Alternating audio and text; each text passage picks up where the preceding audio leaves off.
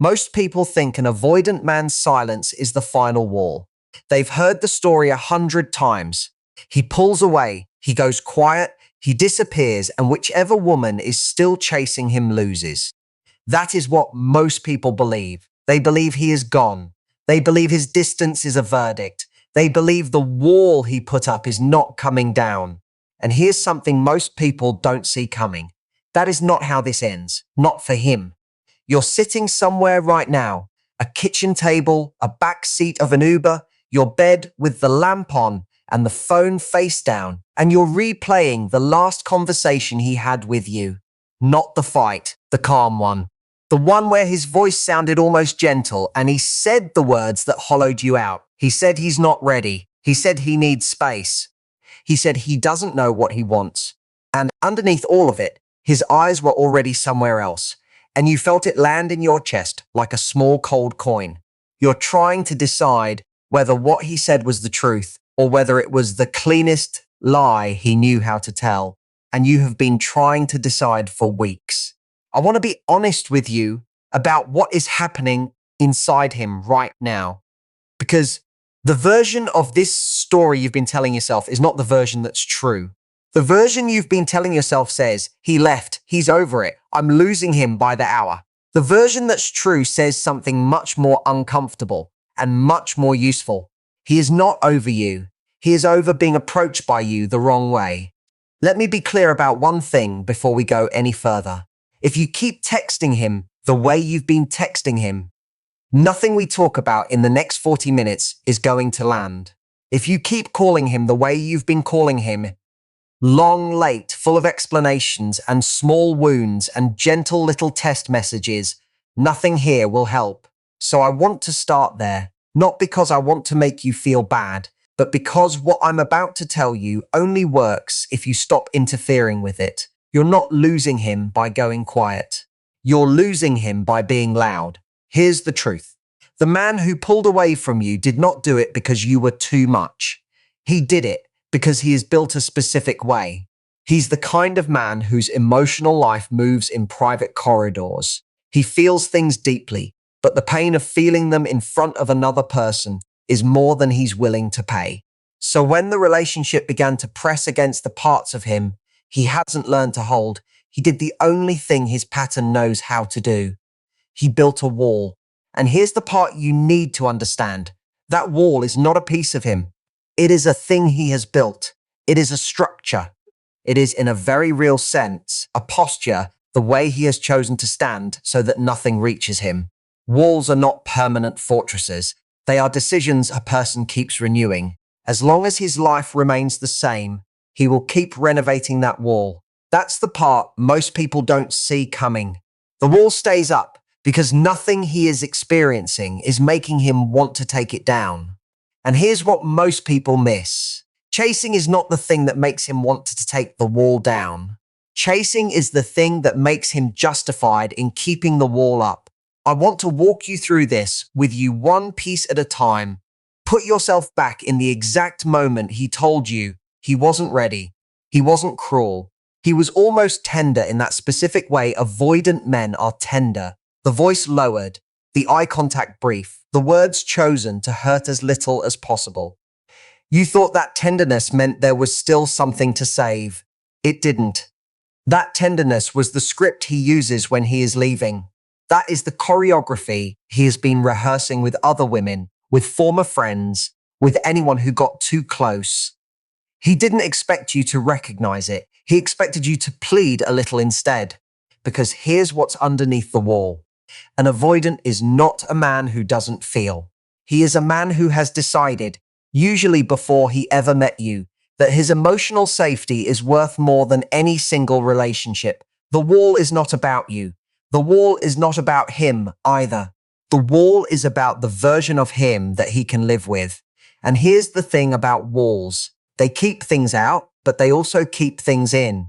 He is, in this moment, locked in there with the part of himself that misses you. He just can't figure out how to let that part out without losing the structure. So he waits. He orbits. He keeps your name in his phone, but doesn't call. He keeps your photo in his mind, but doesn't ask to see you. He tells himself a clean little story that he needs space, that he's doing the right thing, that with enough time he will know what he wants. And in the meantime, what he is actually doing is listening for the silence that confirms what he did was necessary. Now, let me explain something slowly. Your silence is not what he expected. He expected you to keep calling. He expected you to keep leaving the small messages at midnight. He expected you to keep checking in, asking if he's okay, asking if he's thought about it, asking if there's any version of this he would want to try. That is the pattern he knows. That is the choreography he has been trained by every woman who has ever loved him. He didn't expect you to walk away from the choreography. Most women, frankly, don't. You walking away is the thing that begins to bother him. He's going to start, and I want you to imagine this carefully, checking his phone in a way he wasn't checking before. He will pick it up at 11 at night, the way he used to when you were still together, and find nothing. He will see that you have not written. He will stare at the little screen and feel a small foreign flicker that he doesn't quite have a name for. He will want to send you something. He won't. He won't because his pattern doesn't know what to do with this. His pattern only knows how to respond to pursuit. It does not know how to respond to absence. Let me be clear about what is happening in his life right now. He is doing what avoidant men do when they've been quiet for a while. He is rereading the last conversation. He is rehearsing what he would say if you reached out. He is also noticing, for the first time, that his friends aren't asking about you. Your absence is seeping into the rooms of his life that he thought were sealed off. The basketball games, the dinners, the Sunday afternoons where you used to text him a photo of something dumb. Those rooms used to be his. They are starting to feel hollow. And here's the truth. He starts to wonder why you stopped. He starts to wonder what changed. He starts to wonder if you met someone. He starts to wonder if the version of you that used to call him at midnight has decided he isn't worth calling. And the wondering is what begins to undo him. Not because he loves you more in this moment than he loved you before, but because the wondering reintroduces doubt into a story he had carefully resolved. Avoidants resolve things quickly. They decide, they move on, they have to. That's how they survive intimacy. But a quiet woman reintroduces doubt. A quiet woman reintroduces the question that his wall was specifically designed to keep out. Am I making a mistake? This is the part that is going to be uncomfortable, so stay with me. The text that breaks his wall is not the text that pushes on it. It is not the text that says how much you miss him. It is not the text that articulates what you want. It is not the text that confesses something. It is the text that does something else entirely. It is the text that quietly, gently, almost without effort, removes his reason to keep the wall in place. The first kind of text I want to talk about is the kind that does not ask him for anything. Not "I miss you." Not "I just wanted to check in." Not "Are you okay?" Not anything that places the weight of the moment on his shoulders. A message that is a complete sentence on his behalf, that has nothing in it for him to decide about, that simply describes a moment of your life without him in it. The image that arrives in his phone will be a small picture of you being okay. He is not being invited to fix it.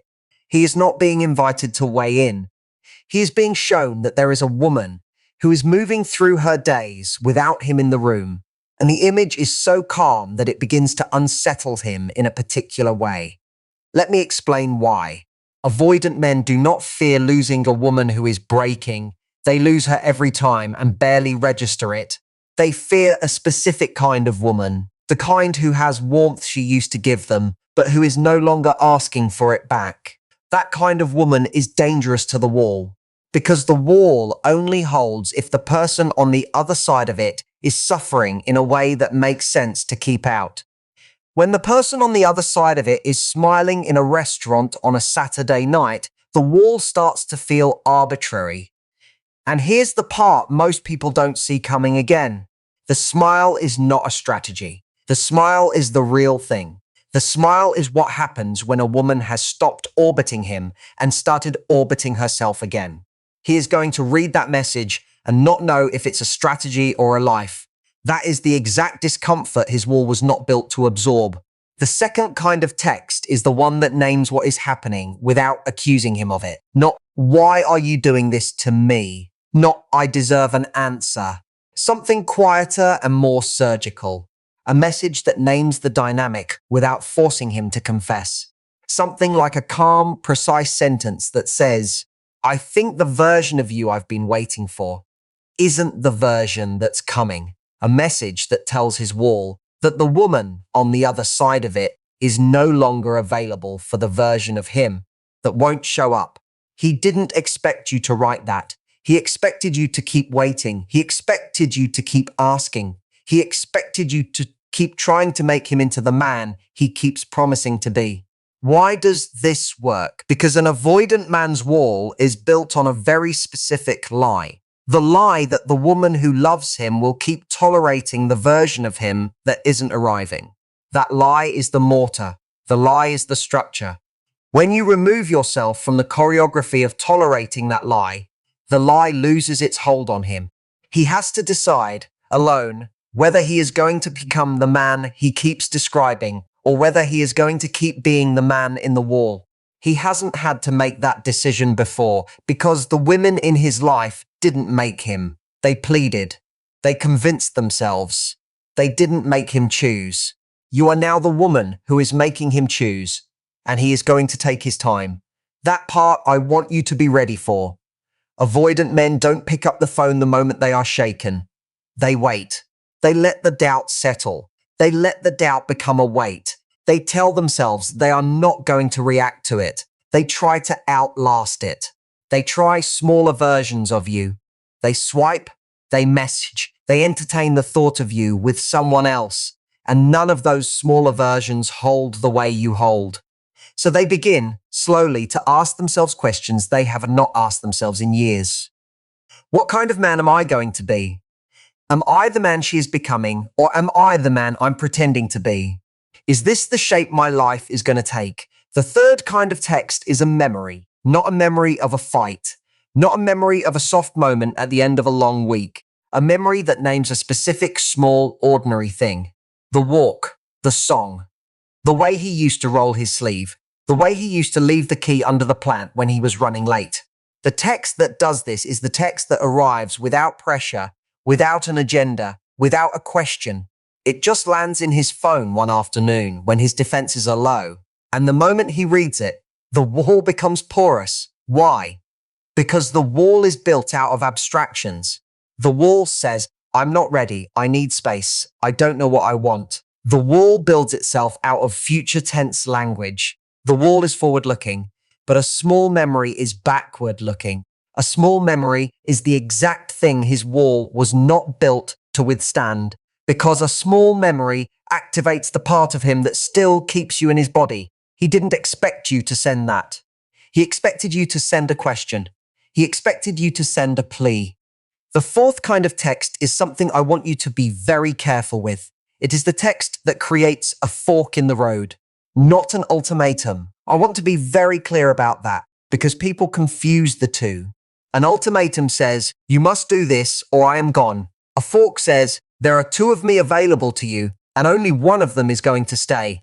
A fork is something like, I have time for a man who knows what he wants, and I have time for a man who is figuring out who he is. But I don't have time for a man who's pretending the figuring out is the same thing as showing up. A fork is not a threat. A fork is a calm, almost tender explanation of what your availability actually is. He didn't expect you to lay the fork out. He expected you to continue tolerating the ambiguity. He expected you to keep pretending not to notice that he has been hiding inside the wall for months. And when the fork arrives, calm, clear, no heat underneath it, his wall begins to lose its grip. Because the fork tells his wall the truth his wall was specifically designed to prevent him from hearing. That the woman outside the wall has a boundary that is not interested in negotiation. Let me explain something slowly about the avoidance mind right now. The avoidant is, in some ways, a child in a room with the lights off. He has spent years convincing himself the dark is fine. He has spent years telling himself that he likes being in the dark. He has spent years arranging his life so that nobody ever brings him a candle. When you arrive with a fork that doesn't even ask him to light the candle, the fork simply tells him you have your own light. Something in him begins to recoil. He begins to wonder what he has been protecting himself from. He begins to wonder if the dark is the thing he likes, or if the dark is the thing he has been using. And that wondering is the wedge. That wondering is what begins to soften the wall's mortar from the inside. The fifth kind of text is a silence. I want to be honest about this one because most people don't think of silence as a text. But to a man with a wall up, silence is the loudest thing you can send. Because silence says, I am not waiting here anymore. I am not perched on the other side of this thing waiting for you to climb over. I have closed the door and walked back into my night. You are welcome to come find me, but I am no longer signaling. He didn't expect you to stop signaling. He expected you to keep the radar running. He expected you to be the one who, in 3 weeks, in a month, on a Wednesday morning when his defenses are weak, finally sends the message that gives him permission to put his wall down. He wanted you to be the one who made it easy for him, and you have stopped doing that. That is the part that begins to pry the wall loose. Not because you have given up, because you have decided that the wall's existence is not your project's problem. He didn't expect you to be patient. He expected you to keep chasing. He didn't expect you to live a life he wasn't invited into. He expected you to keep inviting him in. Now let me pause on that for a second. I want to walk you through a single image with me, slowly, because I think this is going to make something visible to you that has been invisible. The wall in his life is the same wall in his childhood. The wall is the shape a man builds when he is 7, and his mother's voice says the thing that frightens him. The wall is the shape he builds when he is 12, and a friend's laugh has a cruelty in it. The wall is the shape he builds when he is 20, and his first girlfriend tells him he's cold. Each year he adds a brick. Each year he polishes the surface. The wall becomes the version of him that is allowed to be in the world. The wall becomes the only version of him that survives. And here is the part you need to hear. He has been showing you the wall for months. He thought the wall was the man. He thought if you loved the wall, you loved him. He thought that a woman who could tolerate the wall would eventually find him inside it. He was wrong. The wall is not the man. The wall is the man's answer to the question of how to be close without dying. And here is the second part you need to hear. A wall that has stood for 35 years does not come down because a woman stands outside it begging. It does not come down because a woman stands outside it crying. It does not come down because a woman stands outside it demanding. It comes down because the woman outside it starts living a life the wall was not built to defend against. It comes down because the woman outside it starts doing things the wall does not have a category for. The wall was built for a particular kind of woman, the kind who chases, the kind who pleads, the kind who explains, the kind who waits. You are changing the woman on the other side of the wall into a different category. You are becoming the woman the wall has no defense against. And here's the thing. The wall, when it begins to lose its grip, is not going to come down with a sound. It is going to come down the way old paint cracks on a window frame. A line appears in a corner. A small patch loosens. A brick that used to be solid holds a little less weight. That brick is the one whose name you've stopped texting. That brick is the one whose absence has begun to register in his chest. That brick is the one whose weight, when the wind shifts, makes the whole wall adjust. And one morning, not the morning he's expecting, not the morning you are expecting, his phone will be in his hand and your name will be there, and he will think slowly that he would like to send a message. He will not send it yet. He will put the phone down. He will look out a window. He will think of you in that window. He will pick the phone up again. He will type 3 words. He will delete them. He will type 4. He will send a sentence that is 1 word longer than he was originally ready to send. And that sentence will not be love. It will not be a confession. It will be the small, ordinary sentence of a man whose wall is no longer holding him the way the wall used to. I'm going to say something now that some of you will disagree with. He will not come back as the man you are waiting for. He will come back as a man who has just discovered that the wall he has been renovating all his life is no longer the structure that holds him. He comes back with rough edges. He comes back cautious. He comes back with the same hesitation he had when he left. Only now the hesitation lives on the other side. Not the wall side, but the entry side. He is going to be a man who approaches slowly, who texts a little awkwardly at first, who is going to apologize without being sure what he's apologizing for, who is going to test your response to see if your warmth is conditional. This is the part most people don't see coming. The reunion is not the comeback. The reunion is a door you already walked through. The comeback is the slow, careful man who appears on the other side. Now I want to talk about you, because here's the thing the algorithm never mentions. The 5 texts I'm describing to you will do something to him, yes. They will pry a brick loose. They will introduce the doubt his wall was built to prevent. They will make him wonder who he is going to be. But the second thing they do, the thing most people don't see, is that they make a new woman out of you. You are not the woman he met a year ago. You are not the woman who called him at midnight and asked him to be softer. You are not the woman who told him she understood when she didn't. You are not the woman who typed 6 versions of a text and sent the one with the most patience in it. You are not the woman who, in the back of an Uber on the way home from his apartment, rehearsed what she would say next time and began crying. You are the woman who stopped rehearsing. You are the woman who decided that her warmth is not a thing she has to perform. You are the woman who decided that her energy is not a thing she has to keep offering before anyone has earned it. You are the woman who decided that mystery is not a gimmick. It is the natural shape a centered life takes. You decided you would rather lose him with your silence than keep him with your pleading. And that decision, quiet, almost unremarkable from the outside, almost invisible on a Tuesday afternoon, that decision is the most dignified thing you have done in the year he's known you. I want to pause on that for a second, because most of you are sitting somewhere right now thinking this is about him. This is not about him. This is not about whether he comes back. This is about the woman you are becoming in the room where he is no longer present. That woman, the woman who has reclaimed her own night, who has oriented her warmth around her own life. That woman is going to exist whether he comes back or doesn't. That woman is going to walk into a restaurant on a Saturday and order something for herself. That woman is going to pick up the phone and call a friend she has been meaning to call. That woman is going to read a book she has been meaning to read. That woman is going to wear the dress she bought on impulse. That woman is going to do a small ordinary thing on a Wednesday evening and smile without knowing why. And the smile is going to be the message that reaches him through the wall he thought he was hiding behind. Let me be clear about one thing about this transformation. It is not the kind of transformation that happens because you watched a video.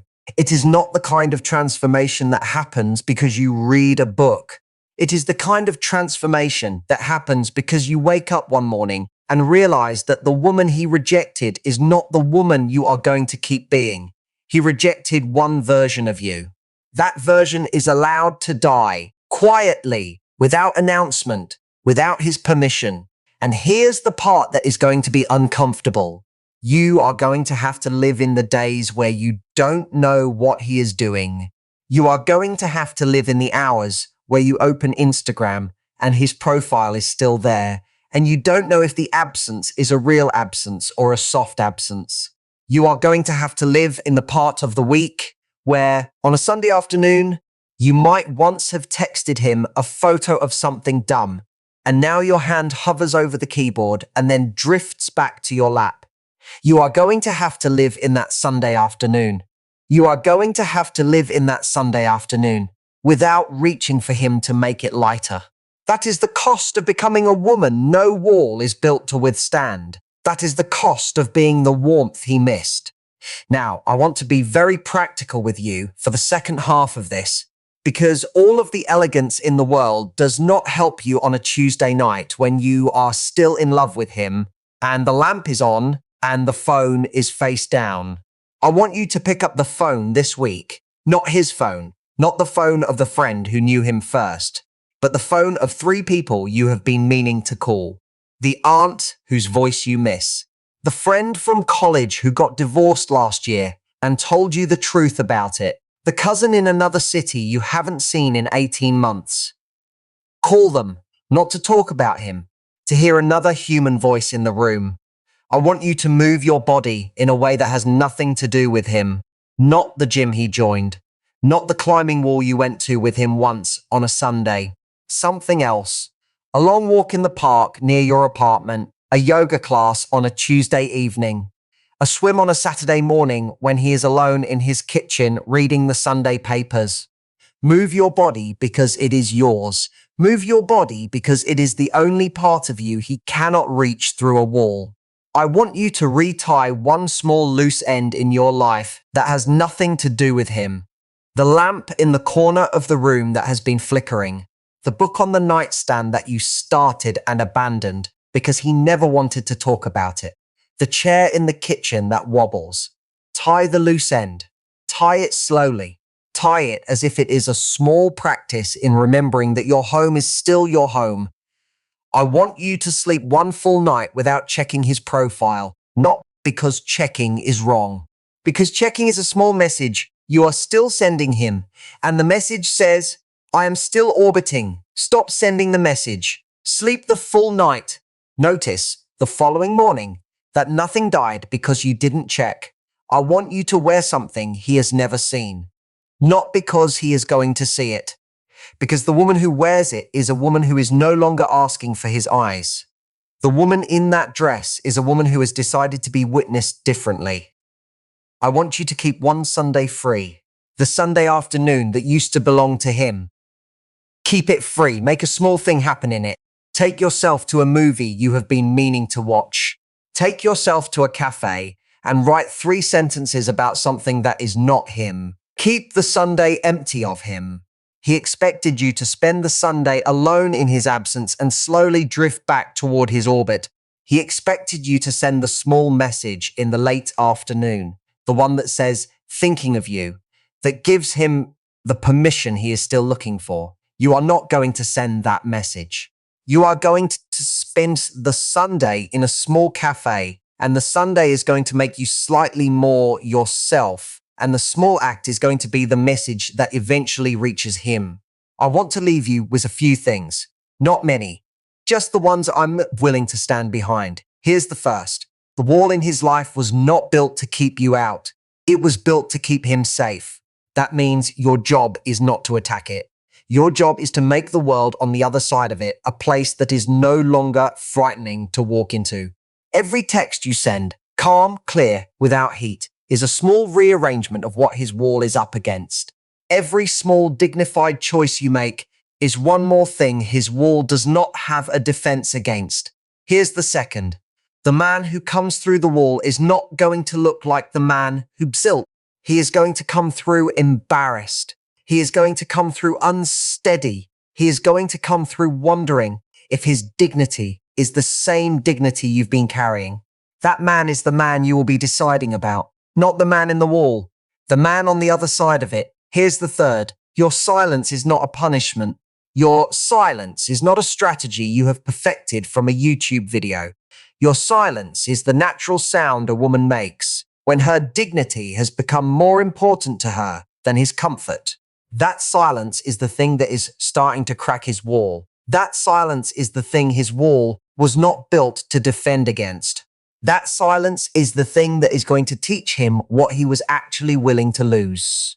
And here is the last thing, and I want to say it slowly. You are not the woman he left. You are not the woman he rejected. You are the woman who got up the morning after the rejection and decided who she was going to be. The wall in his life would have been enough if he had left the woman he rejected behind it.